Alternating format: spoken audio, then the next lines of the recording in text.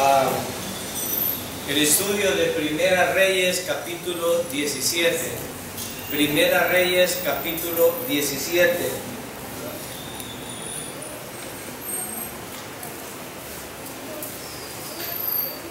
Hemos estado viendo la historia de los reyes y hemos visto y hemos aprendido de algo de Israel. Comenzamos con el primer rey, que era Saúl, y hemos hecho un desfile de reyes.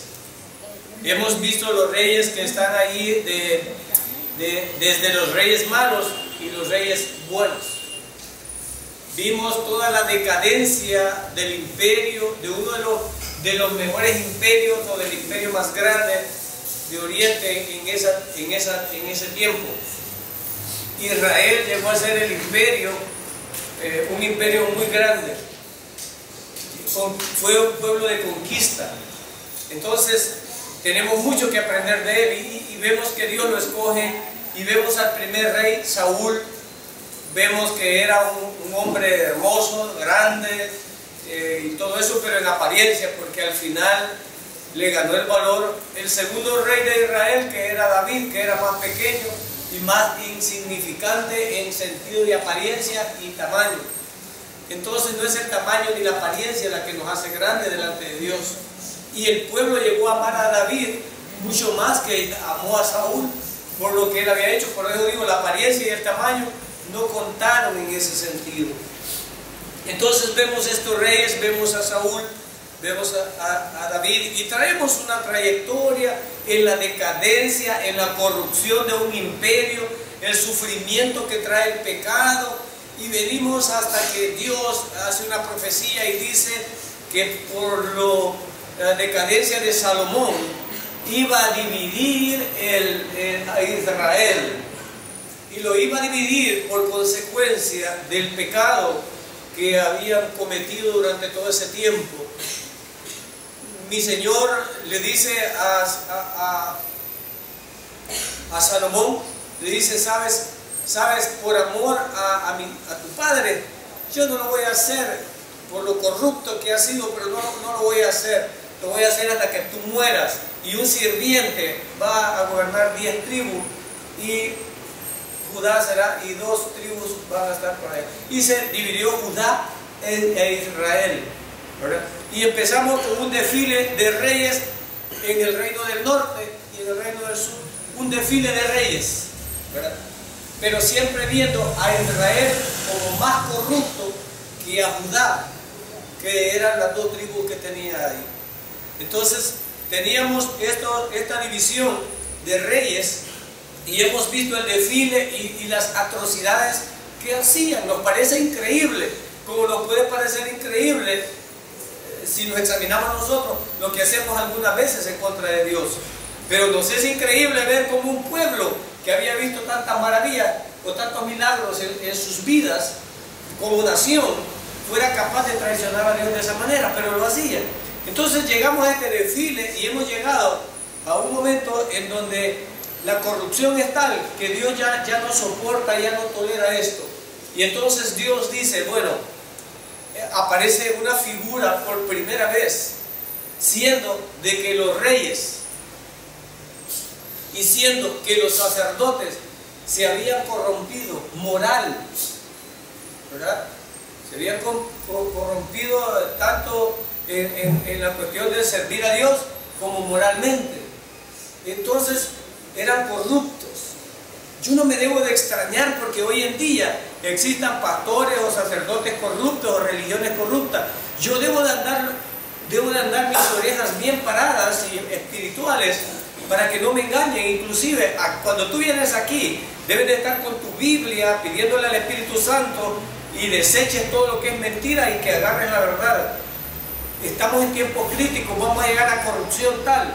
Aquí había una corrupción, los sacerdotes se habían corrompido. Dijo Israel, yo voy a nombrar a los sacerdotes, y nombraba sacerdotes como él quería, ¿verdad? Y Judá seguía respetando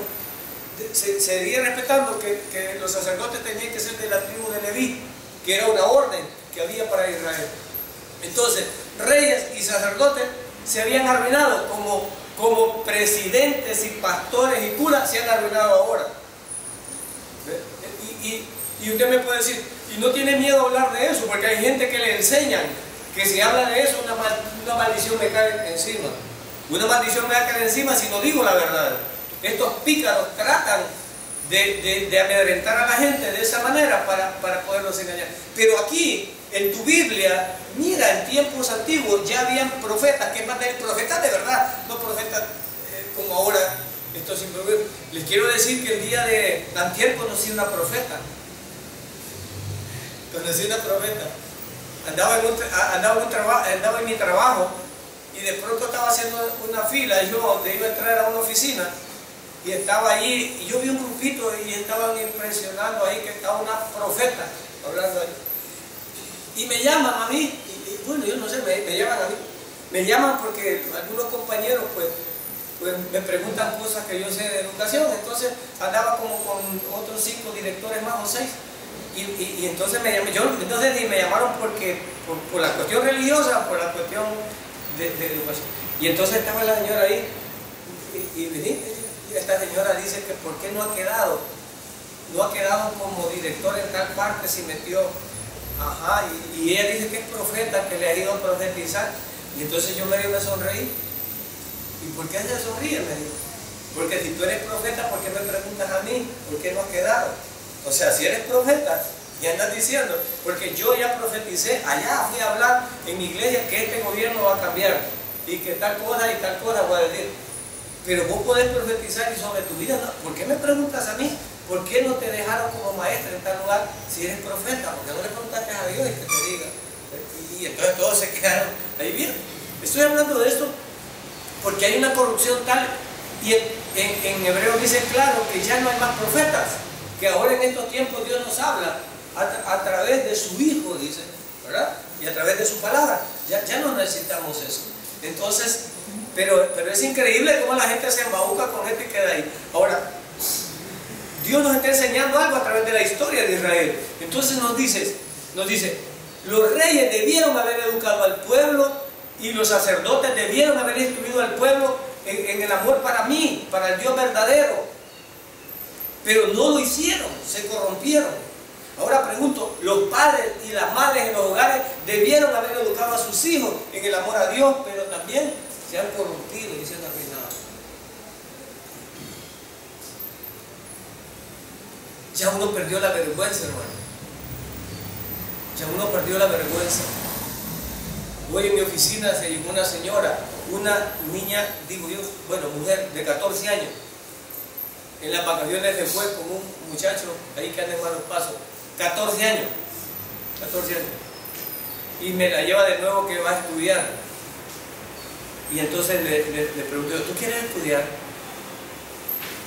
Y entonces la señora se la fueron a quitar al muchacho. Y sintió vergüenza a usted, le digo. No sabe cuánto.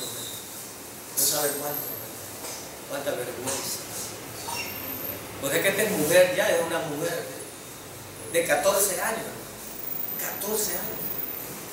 Y tengo otra de 14 años, alumna de 6º grado, que ya abortó. 14 años. Los sacerdotes, los reyes debieron haber educado al pueblo de Israel y conducirlo a Yahvé, al creador de los cielos y la tierra, pero se habían corrompido y lo habían desviado. Entonces Dios se había enojado tanto, y el último rey que vimos acá, el último rey que vimos, dice, fue más arruinado que todos los demás. O sea, sumémosle todo lo que hicieron los demás y todavía echó otro piquete. Y ahora venimos y el Señor comienza con una línea ya no de reyes, sino que el Señor va a comenzar con una línea de profetas, y el primero es Elías, que aparece en esta línea. Llegamos hasta este punto. Entonces Dios dice, como los reyes no hacen su trabajo, como los sacerdotes no hacen su trabajo, entonces yo ahora sí voy a levantar profeta. Y aquí viene el propósito del profeta. Elías era un hombre ordinario, un poco cholotón, musculoso, bien formado.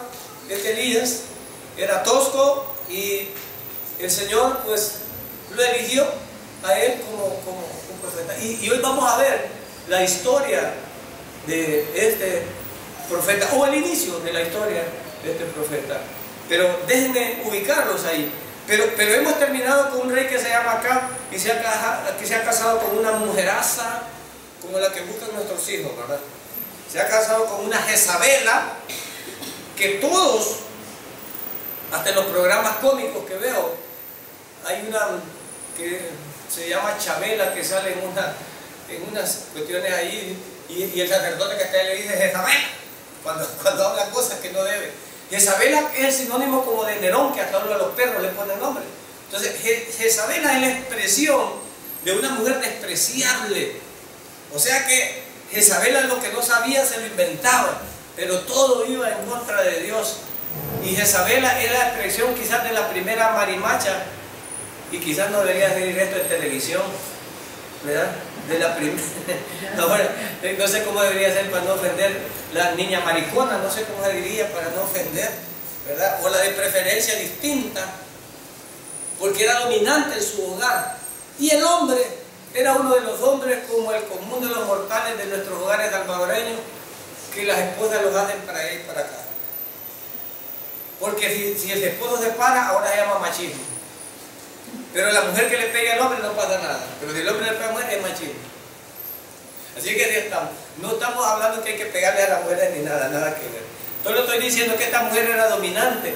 Y el diseño de Dios era que el hombre fuera la cabeza del hogar. Pero en el hogar de Jezabela, Jezabela era la cabeza del hogar. Entonces Jezabela había creado una organización tallada, ¿verdad? Y creo que por un lado tenían 450 profetas y por otro tenían 350, porque ella era una madre como la Madre Santísima que hacían unos ahí. Y esta tipa Jezabela era una extranjera que se había casado con uno de la tribu del norte y estaba corrompiendo.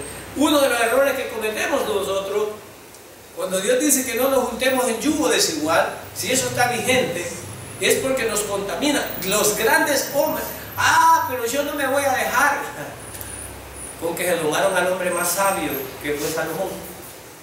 Salomón se fue a traer, ¿a quién se fue a traer Salomón? Se fue a traer a la hija de Faraón. No, hombre, al rato lo andaba, como dicen en el salvadoreño, lo andaba haciendo comer maíz de la mano, como dicen aquí, ¿verdad? Lo andaba por ahí. Le hizo altar, y no solo le hizo altares, porque por lo menos algunas hermanas tienen dignidad, y algunos hermanos tienen dignidad, que uno sale para una iglesia y otro sale para la otra, pero todavía no se deja llevar. Pero Salomón, quietecito ahí, junto a él, adorando a Dios de Israel, ¿verdad? Cayó en lo que Dios no quiere que caigamos. Pero aquí no hablamos de un pecado personal, sino que hablamos de un pecado nacional. Los reyes y los sacerdotes habían fallado, se habían corrompido. Entonces Dios levanta un profeta, y este es el oficio de un profeta. Levanta un profeta inventando cosas, no inventando cosas. Y este es el momento en que estamos aquí. Hemos llegado hasta aquí. Vamos a ver la aparición, no del primer profeta, pero sí uno de los profetas que empieza a determinar cosas muy grandes acá. Y llegamos al capítulo 17, verso 1 de Rey. Entonces vamos a leer ahí. 17:1. Ahora bien, Elías, el de Tisbe o Tisbita, le decían ahí algunas traducciones. Es decir, es porque en ese tiempo, hermano, los nombres los clasificaban fulano de San Miguel, fulano de Chapeltique, le asociaban el nombre y el lugar donde era, porque había varios que tenían el mismo nombre y eran de otro lugar. Entonces con el lugar se diferenciaba. Entonces dice Elías de Tisbe, de Galaad, fue a decir a Acab. Bueno, ¿a quién era Acab? Era el rey del norte que estaba vigente ahora, ¿verdad? 10 tribus, ¿recuerdan? Era el rey que estaba ahí. Entonces, yo no sé, hermano, yo ahora comprendo más estas profetisas. Han quedado abandonadas con estas historias. Y hoy vamos a ubicar bien el aprendizaje de la historia, porque estas son las sinvergüenzadas que se tergiversan para decir lo que hacen ahora. Estas profetisas que les digo yo que conocí allá, ¿verdad? Muy chispa ella. Dice que ya había ido a no sé cuántos sindicatos a andar profetizando y diciendo lo que Dios le había dicho allá. Yo no sé si Dios tiene que ver con esto. Andar allá. Quizás se creía un Elías y había ido allá, porque Elías lo estaban mandando ¿a dónde? ¿A dónde? Donde el rey del norte. Entonces queda aquí, nosotros tenemos que hacer eso también. Pero pongan mucha atención, porque aquí hay algo bien importante que tenemos que aprender para determinar quién es un profeta y quién no. Elías no inventa, a Elías lo mandan, número uno. ¿Verdad? Ahora, a Elías le hablan no en una congregación, individualmente. ¿Verdad? Y Elías no para ir a hablar chambre, sino para ir a decir algo que tenía que ver con el rescatar de las adoraciones paganas a la adoración del verdadero Dios. ¿Verdad? Ahí vamos a ir viendo eso. Entonces dice aquí, fue decirle a Acab, pero Acab era un faltudo. O sea que Acab lo mandaba a la mujer, solo estaba de figura ahí en el palacio. Pero él, bueno, fue ahí a decirle a Acab. Me imagino que detrás de haber estado Jezabel. Estos tipazos eran personas crueles, poderosas, y llega un individuo corriente y entra con autoridad, y esto es lo que les gusta a los profetas, tener autoridad, esto es lo que les gusta. Entonces entra y dice, mire cómo les deja ir. No les dice una buena noticia, porque yo no tuviera miedo de ir a decirle al alcalde una cosa buena, pero que me manden a decirle una cosa mala al alcalde, y yo no sé, no digamos, pues el alcalde pongo como un ejemplo, pero en este caso sería el presidente de la república, que sustituye al rey. Tendría que ser la casa presidencial.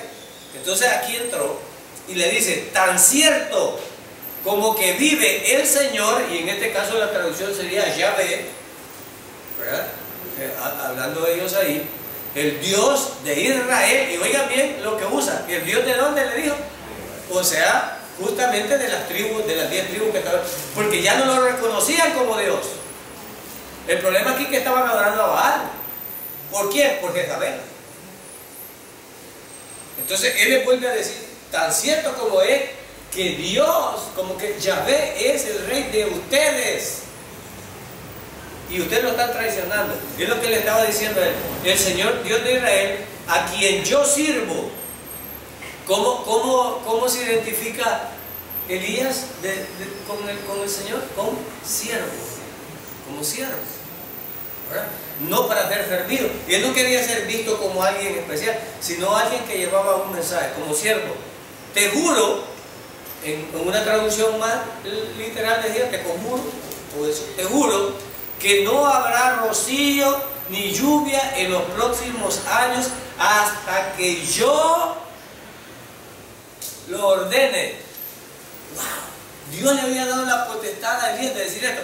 Ahora, estos sinvergüenzas que tenemos ahora, y lo digo con toda libertad, este tipo llevaba un mensaje, pero en el mensaje llevaba un poder que él iba a demostrar. No solo golpearte, no solo sacarte dinero. Profetizo que Venezuela es de Cristo, profetizo que San Miguel es de Jesús. Sinvergüenza. Y sigue habiendo, y yo no los miro que sea de Jesús. Yo no miro que ninguna nación, pero ellos andan entregando naciones a eso. Profetizo que es del pueblo. Una vez me dijo uno de estos, me dijo así, ¿sabes qué? Agarra aceite, me dijo, y te va a los 4 puntos cardinales de Chapultepec y echas aceite y declarás, me dijo, que Chapultepec es de Jesús. Me puse a sonreír un poco. Y le expliqué yo, porque ellos usan estas tretas, ¿verdad?, mitológicas, para poder decir que hablan del poder. Ahora aquí, fíjense bien, Elías acompaña que va a llover ¿hasta cuándo? Hasta que él diga. Yo no sé, hermano, si Elías creía eso, pero lo que sí hizo que fue obediente para hacerlo. Yo no sé cuántas veces Dios me lo tendría que decir a mí si me manda a decir algo como esto. No lo sé. Yo digo, no sé, soy tan cobarde que quizás lo pensaría muy bien, ¿verdad? No sé cuántas veces tuvo que ver esto Elías, pero Elías fue y lo hizo. Se paró ante un gobernante poderoso con una de las mujeres más malas detrás de él a decir una mala noticia. Y el otro, ¿cuál era el problema? Estaba enojando a Jezabel, porque Jezabel era la sacerdotisa, la creadora de Baal, Y Baal era el dios de la lluvia, del trueno, de la tormenta. Y entonces le va a dar en la mera torre al dios que habían creado ellos, porque ya no le servían a Yahvé, sino que a Baal. Pero ¿quién había metido esto? Jezabel. Y tenía ¿cuántos sacerdotes? 450. ¿Y cuántos tenía Yahvé?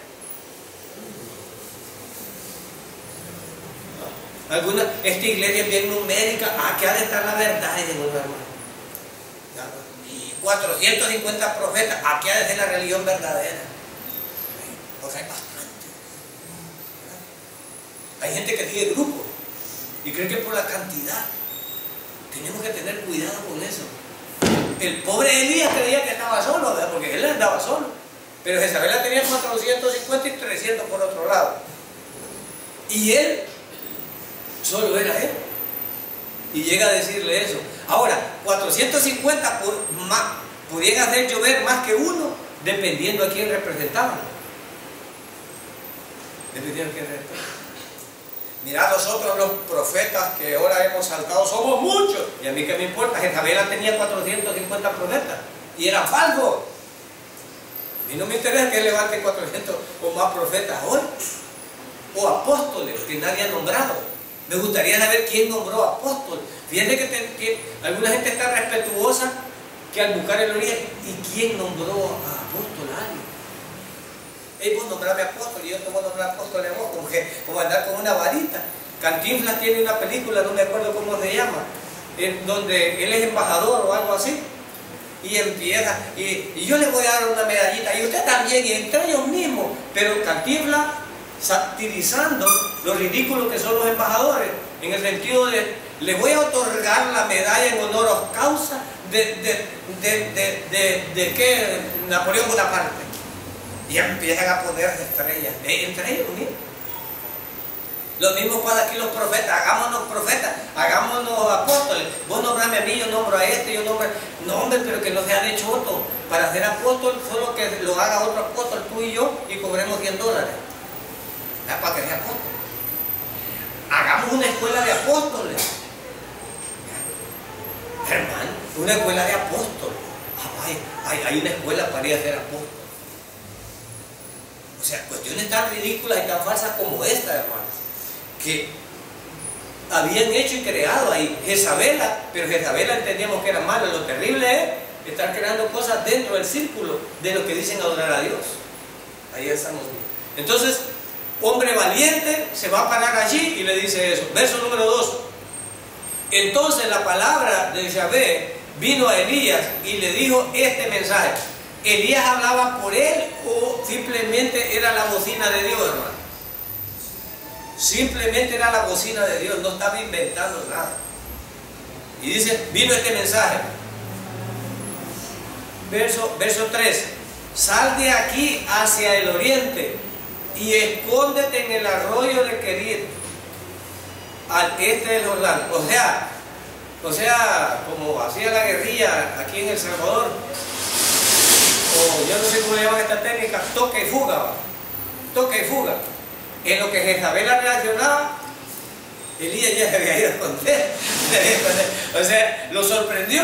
Elías entró, lo sorprendió con la mala noticia y al mismo tiempo salió a esconder.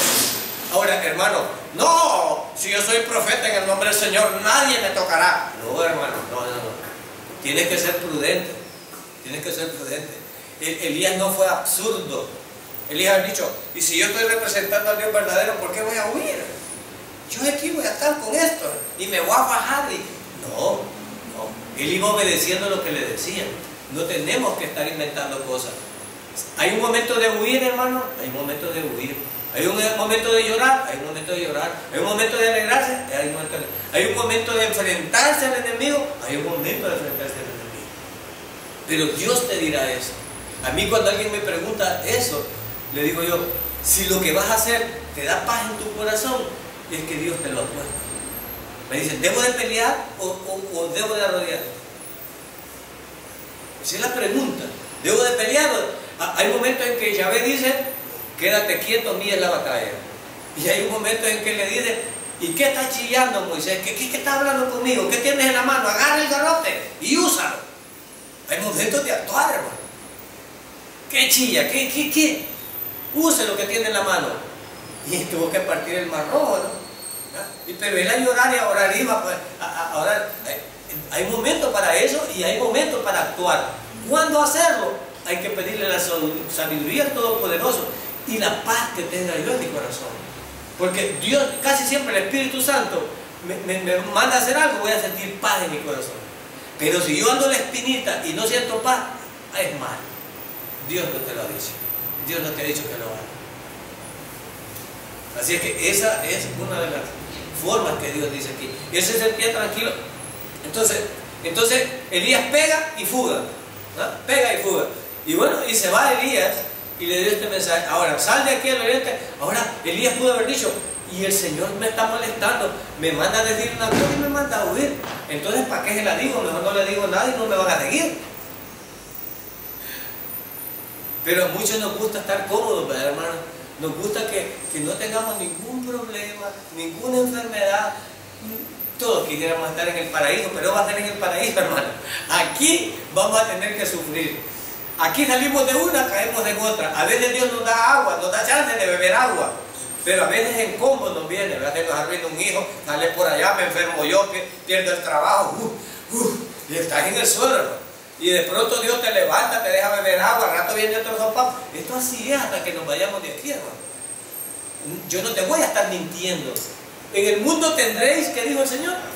No dijo que lo íbamos a dominar. Ahora, cuando Él venga, es otra cosa. Cuando Él venga es otra cosa. Gloria a Dios, cuando Él venga. Pero ahorita no. Y yo no te voy a vender una mentira para que te alegres o para que vengas a esta congregación. Para ella fue a dar mala noticia, hermano. Pero era lo que Dios quería que hablara. Algunos hermanos dicen, ustedes hablan solo como que lo están regañando a uno. Ustedes solo de gracias hablan. Recuerdan que había un rey que decía que no quería un profeta porque solo a decirle malas cosas iba. Recuerdan, pero era la verdad. ¿Qué quería oír? ¿La verdad o dulces mentiras? No hay profeta de Dios aquí, dijo uno más sensato. Sí hay uno, pero yo no lo mando a tres porque es de cada vez que viene.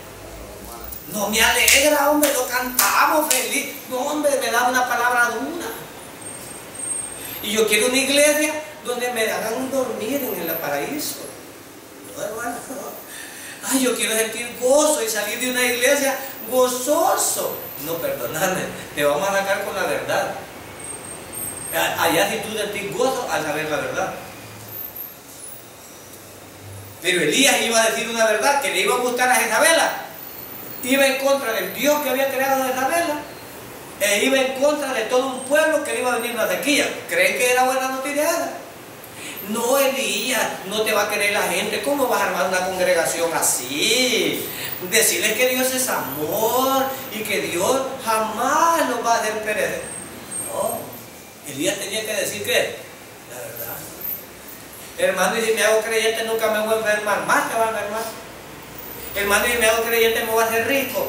Pues, no, déjame desilusionar. Pero es que allá dicen que uno es creyendo y está resuelto todo. Vaya allá, hermano. Vaya allá, que te quiere. Dicen allá que Él curó todas nuestras enfermedades.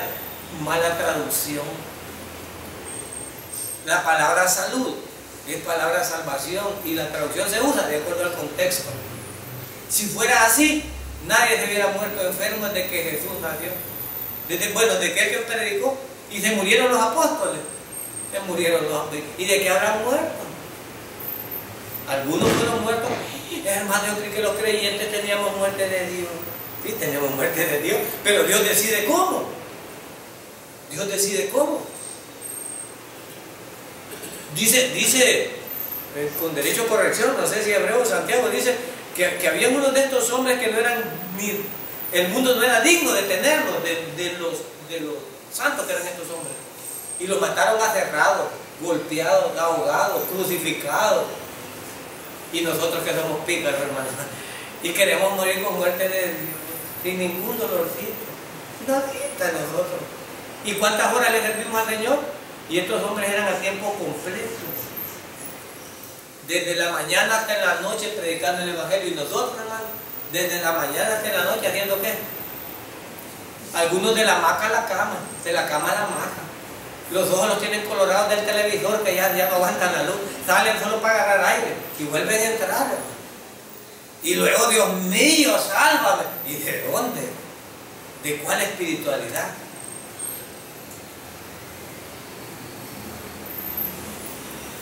Y algunos que ayunan, pero ayunan porque el doctor les dijo, no porque la iglesia tenga que hacer un ayuno. Ayunan porque ya hasta aquí están de comida y están intoxicados. Y ya no, ya la carne les cae mal, todo les cae mal, hermano. Necesitan ayuno. Pero bien, Elías, un predicador debe de ser. Yo oí un predicador que dijo, y casi me convence. Yo oigo varios predicadores. Y oigo un predicador que dijo, yo no consigo, dijo, ¿cómo puede un predicador abrir la Biblia y mandar a la gente angustiada a su casa? Yo la abro para mandarla alegre, con esperanza a su casa. Pero ¿qué tal si la mandamos con la verdad?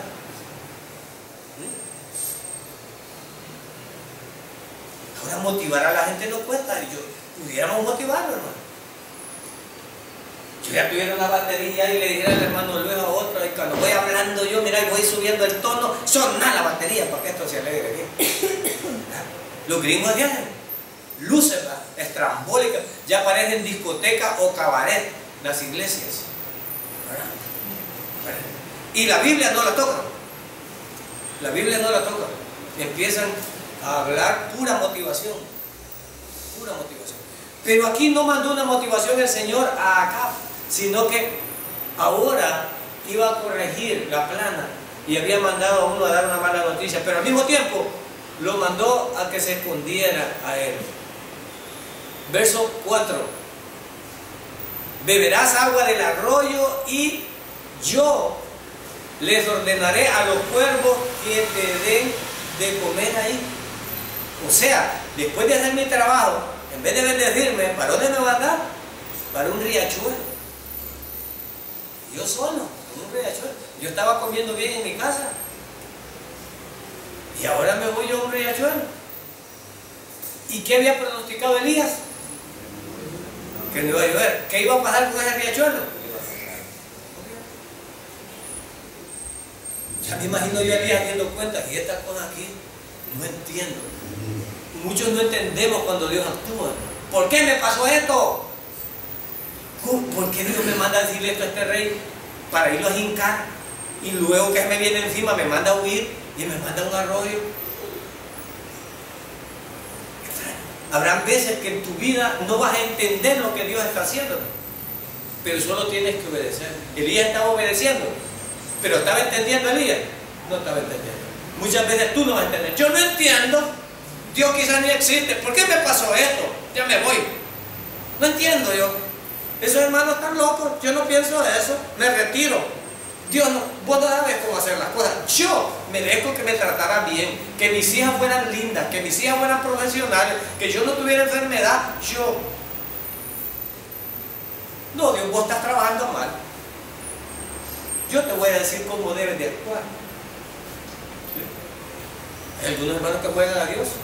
Y cuando Dios no le cumple los caprichos, igual que un niño berrinchoso, cuando andan en los súperes y no les dan el juguete que quieren, hacen un berrinche y se van de la iglesia o murmuran de Dios. Elías no estaba entendiendo lo que estaba ocurriendo. Muchas veces no vamos a entender, pero Dios está trabajando, amén. Porque Dios es soberano. Dios está trabajando, Él no se equivoca. Nosotros sí nos equivocamos. Entonces Elías, obvio, si tú te pones en el lugar de Elías, le hago los mandados a Dios y de premio me manda a morirme a un arroyo. Bien, me quitó mi trabajo, mi oficio, y hoy ¿de dónde voy a comer yo en este arroyo? Y veamos lo que Dios hace. Verso 5. Así que Elías se fue al arroyo de Querit, al este del Jordán, y allí permaneció conforme a la palabra. Punto de aprendizaje. Punto de aprendizaje. Obediencia al Señor. Obedezcamos al Señor, hermanos. Y un mandamiento que debemos de obedecer, rapidito, un mandamiento que debemos de obedecer: buscar el reino de Dios y su justicia. Otro mandamiento: no dejemos de congregarnos como algunos tienen Mandamiento rápido, que si tú los obedeces. Pero si estás siendo desobediente, principio, obediencia. No porque lo entienda. Y yo no entiendo. ¿Por qué debo de congregarme? Aquí en la hamaca, yo Señor te alabo, alabaré. Aquí voy a estar. ¿Para qué voy a ir a la iglesia? ¿Que acaso nosotros inventamos la iglesia? ¿Quién creó la iglesia? Mi Señor Jesús. ¿Y para qué la creó? Para que no viniéramos a ella. La creó para que nos edifiquemos unos a otros. Si Él lo hizo, Él es sabio, no yo. Él sabe lo que hace. Entonces dijo, edificaré mi iglesia sobre este principio. Y no dejen de congregarse. Eso es lo que dijo Él. Si somos obedientes, es lo que vamos a hacer. Hay una bendición en eso. Hay una bendición que... Pero solo si lo crees, ese es el problema. Solo si lo crees. Entonces, Elías no lo entendía, pero obedeció. Principio que decimos, obedeció. En el verso 5, Elías dice, obedeció conforme a la palabra de ¿quién? No de una persona en particular. Segundo principio, ¿a quién debemos escuchar?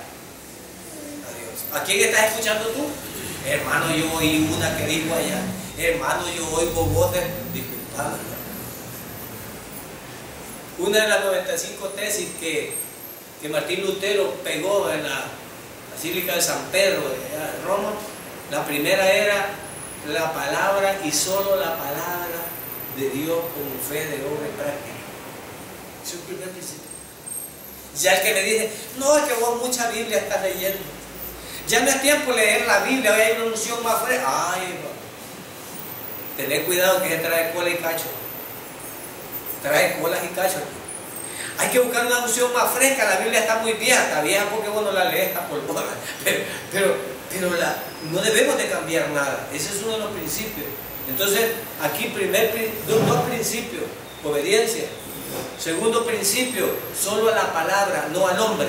Solo a la palabra de Dios, no al hombre. Verso 6. Por la mañana y por la tarde los cuervos le llevaban pan y carne y bebían agua del arroyo. Y yo no sé, estos clarineros, bueno, no son los cuervos, pero se parecen mucho. Yo odio esos animales feos, mañosos. Yo cuando leía esto podía, hermano, tú te puedes imaginar que esto es infantil, pero son mañosos. Nosotros le ponemos comida al perro y la comida del perro es en bolita. Y estos animales, si no tapamos la comida, dejan sin nada ahí. Entonces yo decía, ¿cómo le van a dar de comer un cuervo a un hombre? Por supuesto que no era uno, pero son mañosos. Y son animales inmundos. A mí me gustan unos pajaritos bien animales feos. Hay unos pajaritos que cantan bien bonitos, los vienen a chusear, mire, y a matar. Y los huevitos de las palomitas, a quebrarlos y a botar los animales negros, y andan en mara, en pandillas. En pandillas andan como 4 o 5 arruinando. Horrible. ¿Por qué nos dice esto, hermano? Porque Dios buscó estos animales inmundos, los cuervos, que sacan los ojos. Y yo decía, ¿y esto cómo es? Y es que los cuervos, lo primero que se comen de la rapiña de un ser humano o un animal caído, son los ojos. Como algunos hijos nuestros. Como algunos hijos de nosotros. Cría cuervos y te sacarán. Casi no lo sacan, ¿verdad, hermanito? Pero bueno, ahí vamos, ahí vamos. Ahí la llevamos, como me dijo uno. Ahí la llevamos. Hermano, ahora, ¿por qué buscó Dios animales inmundos para alimentar su profeta? A veces Dios va a buscar gente inmunda para hacerle a tu favor. No, yo solo me relaciono con santísimos. Hay iglesias que ni los saludan porque se van a contaminar con usted. No sé qué hubieran hecho. ¿Y quién le estaba dando de comer a Elías? Unos animales inmundos, declarados por Dios inmundos. Pero esos clarineros es lo más cercano. Yo no sé si tú conoces los cuervos, literalmente, pero esos clarineros son lo más parecidos a los cuervos. Un mal. Y roban. Son aves de rapiña, no creas que buscan, roban. Son malos. Y entonces Dios los usó para que le llevaran ¿qué a Elías? ¿Qué estaba comiendo Elías? Carne. Yo no sé los adventistas cómo van a hacer aquí, ¿va? Un profeta de Dios comiendo ¿qué? Carne. No decía, y le llevó zacate y hojas, y le llevó nada. carne le llevó. Le llevó carne, al profeta de Dios le llevó carne. Me imagino a Elías y los cuervos llegando a tirarle los pedazos de carne. No sé si era asada o cómo se la buscaban, hermano, porque como son mañosos, no sé de dónde agarraban. Me imagino que agarraban de todos lados. Pero Elías tenía comida y tenía agua. Tenía agua, que son fuentes de vida. Entonces Elías como profeta tenía que sobrevivir. Pero sucede algo curioso. Sucede algo curioso. Entonces tenía agua del arroyo y Dios le estaba... Elías tenía que estar... Elías solo tenía que esperar. ¿Y quién estaba actuando? Dios. Él había hecho su parte. Y Elías solo estaba allí. Yo no sé si los cuervos tenían horas para llevarle esta carne. Pero la cosa es que lo llevaba. Mañana y tarde, dice ahí, ¿verdad? Mañana y tarde. Por eso es que nosotros estamos bien sopladitos, porque nosotros comemos 3 veces. Elías lo comía 2, lo comía de mañana y tarde. Entonces, pero Dios estaba proveyendo. ¿Cuántos de ustedes tienen la fe como para esperar en Dios que les proveerá? ¿Cuántos tienen esa fe que Dios les proveerá? Ah, no, hermano, si no me muevo, no cacho. ¿Cuántos de nosotros estaríamos dispuestos a esperar en Dios? Yo quisiera predicar, pero si no me dan un sueldo, ¿de dónde voy a comer? Yo quisiera ir más a la iglesia, pero si no atiendo mi negocio, ¿quién me va a dar de comer? Yo fuera a la iglesia los domingos, pero es cuando más vean. Yo fuera a los cultos, pero el ganado me lo pueden robar. Estoy teniendo fe. ¿En qué estoy confiando? ¿En qué estoy confiando? Hermano, mañana vendo el puesto del mercado. No, estoy diciendo. Mañana, hermano, si Dios le está hablando a alguien, escuche el Espíritu Santo, yo no estoy metiéndome en eso. Solo estoy diciendo que Elías tuvo que depender de Dios. No andaba bolsa, ni mochila, ni nada. Algunos de nosotros nos sentimos, antes era pisto, pero hoy nos sentimos seguros con tal que andemos el BlackBerry. Hoy si no salimos con el teléfono, pues nos puede faltar cualquier cosa, pero menos el smartphone. Ese no nos puede faltar. Puedo dejar el pisto, puedo dejar lo que quiera, menos el smartphone. Es lo primero. Ahora imagínate que el Señor te manda sin smartphone, a que dependas de Él. ¿Y cómo voy a chatear? ¿Y cómo voy a textear? Y ahora, siéntete, te voy a poner el ejemplo porque Elías se sintió sin una mochila, sin nada, solo irse a sentar a un arroyo, a beber agua cuando tuviera sed y esperar que los cuervos le vayan. Y si matan a los cuervos, y si los cuervos no se acuerdan, hubiéramos hermanos que estuviéramos hablando un montón de cosas. Pero Elías lo hizo de esta manera. Pero eso no fue lo más temerario que Dios hizo con Elías. Elías estaba aprendiendo. ¿Sabe? Dios cada vez que quiso preparar a alguien para su servicio lo mandó al desierto. No sé qué tiene el desierto. Moisés lo mandó al desierto. A Juan lo mandó al desierto. Él antes de su ministerio al desierto. Todos al desierto. Antes de eso. Ahora, ¿qué? Dios nos quiere llevar donde no hay nada para que dependamos totalmente de ¿quién? De Él. No digas, yo me rebusqué. No. Si no es por Dios, yo he escuchado a gente. No, si no hubiera sido por Dios, he escuchado gente dando honra al Señor. Y he escuchado a otros diciendo, no, hombre, si no me rebusco, no me salvo. No tal cosa. Si no le ando así, ¿a quién le está dando la honra? A sus habilidades. Y hay gente que sí dice, no, hombre, aquí fue la mano de Dios. Totalmente, estoy clarito, ¿verdad? Que aquí fue la mano de Dios. Entonces Dios quizás por eso nos lleva al desierto, para que nosotros dejemos que Él actúe y dependamos de Él. Verso 8. Algún tiempo después, obvio, algún tiempo después, hermano, no llovió un año, no llovió otro año. ¿Cuál era lo más lógico? Que se secara el arroyo. Se secó el arroyo porque no había llovido en el país. Vale. Dios me trae aquí, Me dijo que estuviera aquí y ahora ¿qué sucede? Me quitan la fuente de vida. Dicen, no sé cuánto tiempo puede pasar alguien sin comer, pero sin beber agua creo que, no sé si más de 6 días o 7 creo que no puede vivir. Ahora, imagínate a Elías viendo el arroyo cada vez que iba menguando, como nosotros vemos cuando el dinero va para abajo o cómo va la vida. Algunos nos defraudamos y nos afligimos, algunos caen en depresión, hermano. Así como vamos, dicen, ya estoy frío.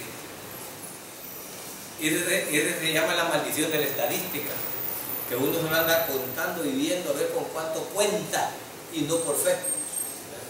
Tanto tengo para tanto, no es por fe.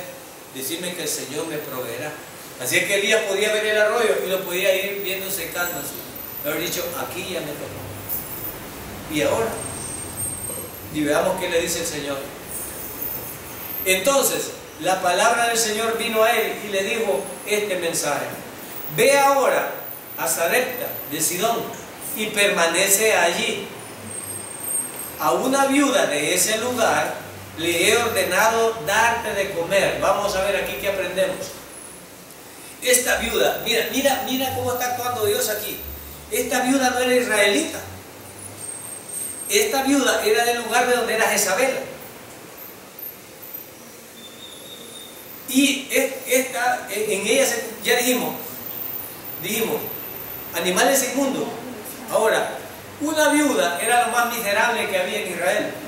Una viuda era, en la cadena de la sociedad, una viuda era una carga. Era una carga. Las viudas las tenían que mantener los sacerdotes. Una mujer sin hombre estaba muerta en Israel y no valía nada. No valía nada. Entonces Elías, un gran profeta, anda dependiendo de animales inmundos y ahora va a depender, número 1, de una mujer y número 2, de una mujer que no era del pueblo de Israel. Y número 3, viuda. O sea, lo último, viuda. Aún en algunas leyes de algunos países y en la misma ley del Señor, el que le hace daño a una viuda y a un huérfano, hay maldición sobre él como el que le roba al pobre. El que le roba al pobre, y esto se lo repito en la escuela cada rato, donde trabajo se lo repito yo a los profesores, el que le roba al pobre es maldecido. Como el que le hace imposible la vida a una viuda y un huérfano, va a verla con Dios. Ahora Elías no solo va a verla con Dios, sino que le va a quitar el bocado de la boca de la viuda. O sea, ¿cómo entender esto, hermano? ¿Cómo entenderlo? Dios sabe cómo está actuando. Ahora esta viuda, ¿cómo recibió el mensaje? Dios le ordenó. Si usted ve, es Dios actuando, no el hombre actuando. Dios está actuando. Yo le voy a ordenar a una viuda, Dios. Yo le voy a ordenar. Entonces, y el hombre y la mujer obedeciendo, no inventando, obedeciendo. Entonces dice ahí, verso 9, ve ahora a Sarepta de Sidón y permanece ahí. A una viuda de ese lugar le he ordenado darte de comer. Así que Elías se fue a Sarepta. Dice que Elías decía algún comentario, hermano. Nosotros somos malcriados, hermano. ¿Por qué, Señor? Y empezamos. Bueno, yo en lo particular, no sé tú, yo le hago muchas preguntas a Dios. Yo le hago muchas preguntas. Yo se las hago. Y cada vez que la puedo le digo, perdona mi ignorancia, pero explícame esto. Dime esto. Dime esto. Y yo se lo digo. En algún momento él me va a responder, pero yo se lo digo. Yo se lo digo. Ahora aquí, Elías solo obedece y se va para la ciudad. Y dice ahí, al llegar a la puerta de la ciudad, encontró a una viuda que recogía leña. La llamó y le dijo, por favor, tráeme una vasija con un poco de agua para beber. Obvio, Elías andaba a sed porque ya se había secado el arroyo. Ya se había secado. Ahora, obvio que la viuda tenía poca agua también. Este pueblo estaba pereciendo. Las aguas se habían secado. La gente estaba muriendo. Tal era la gravedad que esta viuda, yo creo que el último bocado debe ser ya. Y acostarse, miren, acostarse, la vea cómo iba a quedar. Ya estaba conforme. porque no había cosecha.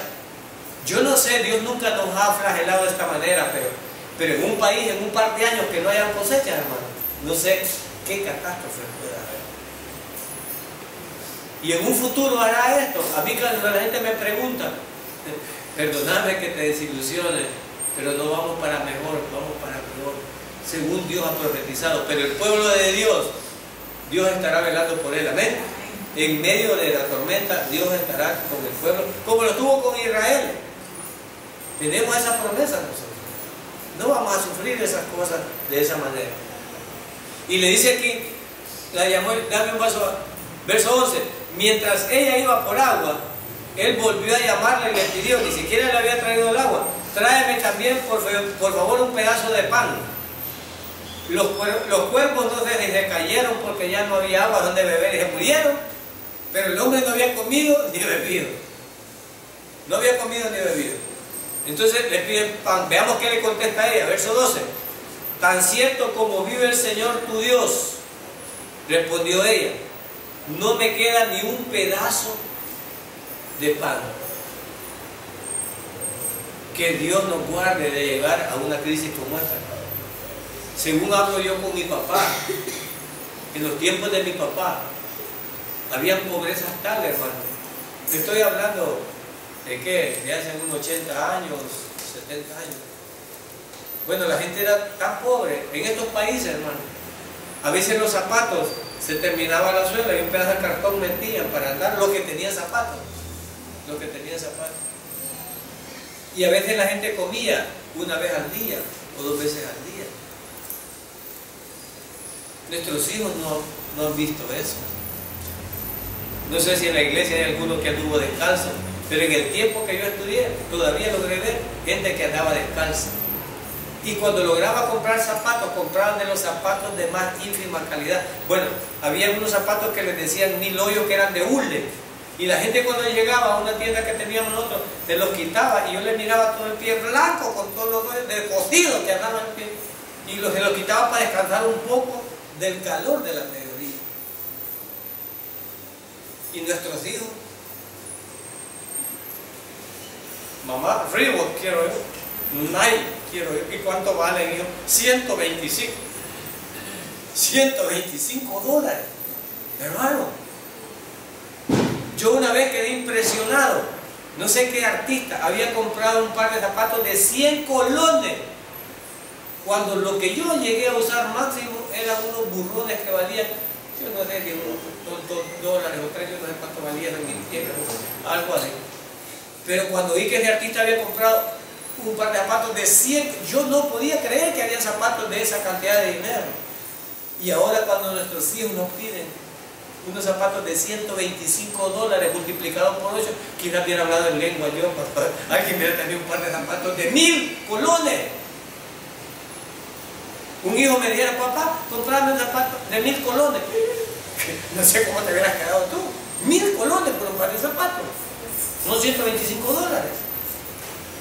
Pero aquí habían llegado a la crisis por la sequía tan terrible que ya no tenían. Y esta viuda estaba a punto, dijo, bueno, me voy a acostar ya con este último bocadito, un pedacito con mi hijo y me quedo. Yo no sé, Dios no nos ha llevado, algunos murmuran, pero hasta allí creo, no sé si me equivoco, o si hay algún hermano aquí que ha pasado un día sin comer nada. Si el problema que tenemos en la iglesia a veces es la grasa, la mucha comida, las dietas que nos dejan los médicos, los más que van, necesitas hacer ejercicio, coman menos. A nadie le han declarado que es por no comer. Dios nos ha bendecido hasta ese punto. Pero esta viuda, dice, ya había quedado sin nada. Y el colmo, este tipo, que era un siervo de Dios, le llega a pedir a una viuda, le llega a pedir el último bocado que tenía. Y mira lo que dice ahí. Y le dice, tan cierto como Dios, respondió ella, no me queda ni un pedazo de pan, solo tengo un puñado de harina en la tinaja y un poco de aceite en el jarro. Precisamente estaba recogiendo unos leños para llevarlos a casa y hacer una comida para mi hijo, para mí, y para mí será nuestra última comida antes de morir de hambre. Qué terrible ha de ser, hermano, que Dios no nos lleve a un punto como este. Ahora, te voy a dar una predicación mentirosa sobre este pasaje. Hermanos, aprendamos aquí. La viuda no tenía nada que comer. Hoy han venido hermanos que andan $10. Déjenlos. Pero que no tienen que comer mañana. La viuda no tenía. Déjenlos, hermanos, aquí. Siémbrelos al Señor. Una mala interpretación de esto. Entonces yo también le diría, hermano, ¿y usted ha vivido en la quebrada y los cuervos le han dado comida? A eso no lo dice, pero sí me engancha a que haga como la viuda. Pero él no hace como Elías. Él no hace como Elías. Esa versión no la dice. Hermano, ¿usted hará llover? Hermano, ¿usted irá al presidente a decirle? No, pero la parte de la viuda sí la mata. Y eso es una mala interpretación. Este no es un pasaje para enseñar que usted debe dar el último bocado de comida para darlo a la iglesia. Porque algunos la usan de esa forma, que es una mala interpretación. El que no voy a terminar esto, el que siga tendrá que interpretar un poco esto para no ver eso. Entonces dice, estaba a punto de morirse de hambre. Hermano, entonces cuando yo estoy a punto de morir y tengo la cuota del colegio de mis hijos, o tengo para la comida, lo voy a dar a la iglesia, hermano. Hay groseros, hermanos, que hacen esto. Hay groseros que hacen esto. Pero aquí había un propósito. Recuerden que había un pueblo y Dios trae una historia. No era que todos estaban haciendo esto. No es un principio general y no ocurrió muchas veces. Esto ocurre una vez. Y dice ahí, y termino con esta última frase. Dice hambre, verso 13: no temas, le dijo Elías, y tráemelo. Aquí quiero que te lleves algo muy importante hoy, hermano, para que puedas descubrir la sinvergüenzada de los que andan quitándole el pan de la boca a la gente. No temas, le dijo Elías, vuelve a casa y haz lo que pensabas hacer, pero antes prepárame un panecillo con lo que tienes y tráemelo. Luego haz algo para ti y para tu hijo. Y aquí vamos al 14. Porque así dice el Señor Dios de Israel: no se agotará la harina de la tinaja, ni se acabará el aceite del jarro, hasta el día en que el Señor haga llover sobre la tierra. Aleluya, aquí viene la explicación. Ajá, hermano, así que yo doy los últimos $10, ¿sí? Entonces usted va a ir al perol de la cocina a sacarme los frijoles que estén fluyendo y el arroz que nunca me falten, hasta que pueda encontrar un trabajo. Él tendría que hacer eso. Si es un profeta de Dios, tendría que hacerlo, porque este profeta lo hizo. Este profeta todos los días sacaba el aceite de la tinaja y sacaba harina. Todos los días. ¿Pero quién había hecho esto? El profeta. ¿Hay un profeta que haga esto? No, él te voltea, pero no te da nada.